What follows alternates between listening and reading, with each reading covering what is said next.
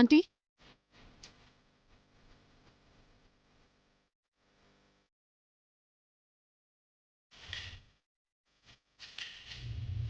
మీకు ఇప్పుడు ఎలా ఉంది ఆంటీ? నువ్వు నాకు చాలా దగ్గర అనుకున్నాను. నన్ను హాస్పిటల్లో పడేసిపోయావు. మళ్ళీ ఇప్పుడు పరామర్శించడానికి వచ్చావా? సారీ ఆంటీ, తప్పనిసరి వెళ్లాల్సి వచ్చింది. నన్ను ఆ కండిషన్లో వదిలేసి ఎలా వెళ్ళావు? దగ్గరుండి నన్ను చూసుకోవాల్సింది పోయి వదిలేసి వెళ్ళిపోతావా? నీకసలు మనసాక్షి అనేది ఉందా? చెప్పాను కదా ఆంటీ, అర్జెంట్ పనుండి వెళ్ళానని. మీ గురించి డాక్టర్కి అన్నీ చెప్పే వెళ్ళాను.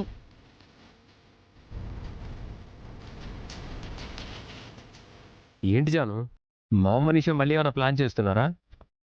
ప్లాన్ కాదండి, గొడవ పడుతున్నారు. ఒకరినొకరు తిట్టుకుంటున్నారు. ఏంటి, తిట్టుకుంటున్నారా? ఎందుకు?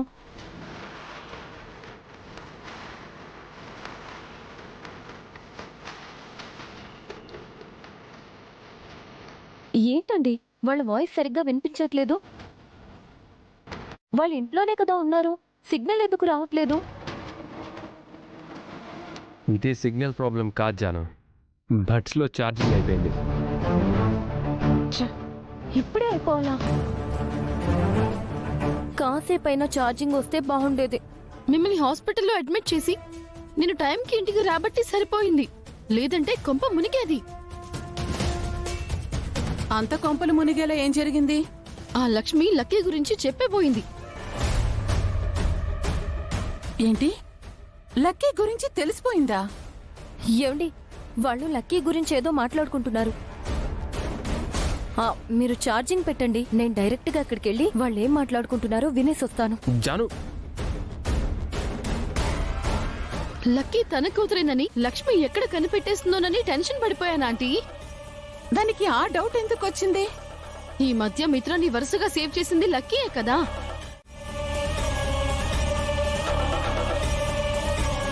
అరవింద్ ఆంటీ ఎక్కడ లక్కీ అమ్మకు తనే సీమంతం చేసిందని, హాస్పిటల్ కి తనే తీసుకువెళ్ళిందని లక్ష్మితో చెప్తుందేమోనని భయపడ్డాను. కాస్తుంటే టాపిక్ అటే వెళ్లేది. సరిగ్గా ఆ టైంకి నేనొచ్చి టాపిక్ డైవర్ట్ చేశాను. అటు అరవింద్ ఆంటీకి ఇటు లక్ష్మికి డౌట్ రాకుండా మేనేజ్ చేశాను. మంచి పని చేసావు మనీషా, లేదంటే ఈ రోజుతో ఈ కథ కంచికి చేరేది.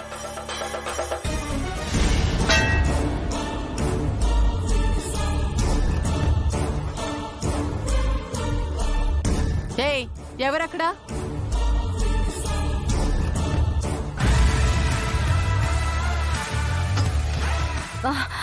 నేనే అత్తయ్యా. నా రూమ్ బయట నువ్వేం చేస్తున్నావు? మీరు టాబ్లెట్ వేసుకున్నారో లేదో ఇద్దామని వచ్చాను అత్తయ్య. మీ కోడలికి మీ మీద బాగా శ్రద్ధ ఉందా ఆంటీ? అత్తయ్య, గుర్తుంది కదా, ఈ రాత్రంతా మీరు రెప్ప వాల్చకూడదు, తెల్లవారే వరకు మేల్కొనే ఉండాలి. ఏంటి, నైట్ ఆంటీ ఎందుకు నిద్రపోకూడదు? పాము కాటేసిన వాళ్ళు రాత్రిపూట నిద్రపోతే ఆ నిద్రలోనే పోతారంట. అవునా ఆంటీ? ఏ అదేం లేదు, అయినా ట్రీట్మెంట్ అయిపోయింది కదా, నాకు అసలు ఏమీ కాదని డాక్టరే చెప్పారు. నేను మీ మంచి కోరే చెప్తున్నానత్తయ్య. ఒక్క పూట నిద్ర ఆపుకుంటే ఏమవుతుంది? ఎలాగో మీకు తోడుగా మనీషా కూడా ఉంది, ఇద్దరు కబుర్లు చెప్పుకుంటూ మేల్కోవచ్చుగా. నేను చెప్పాల్సింది చెప్పాను, ఆ తర్వాత మీ ఇష్టం.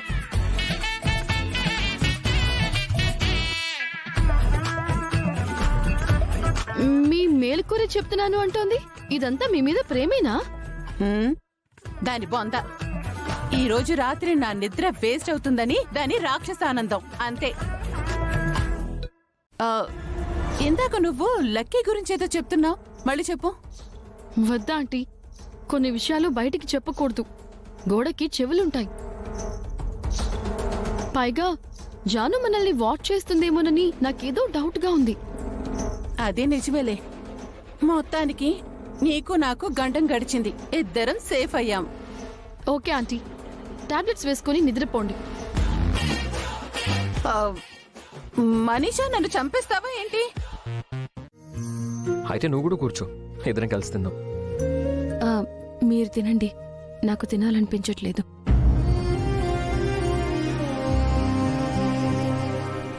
ఏమైంది లక్ష్మి?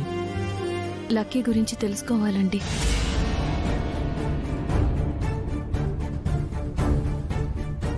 తనకి మనకి ఉన్న బంధం ఏంటో కనిపెట్టాలి.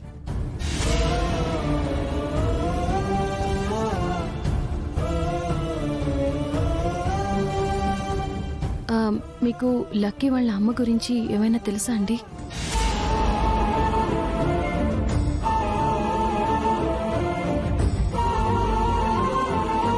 తన గురించి ఎప్పుడైనా ఎంక్వైరీ చేశారా?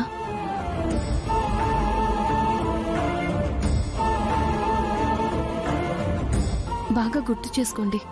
చేసుకోవడానికి ఏం లేదు లక్ష్మి. నువ్వు దూరమైన టైంలో నేను మున్నార్ వెళ్ళాను. అక్కడ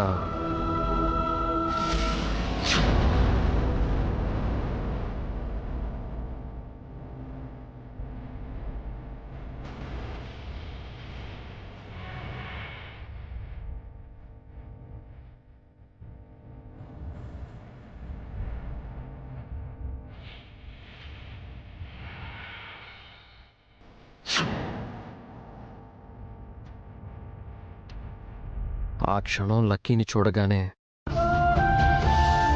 నాకు ఎందుకో తనని దగ్గర తీసుకోవాలనిపించింది. లక్కీ దగ్గరయ్యాక నువ్వు దూరమైన బాధని మర్చిపోయాను లక్ష్మి.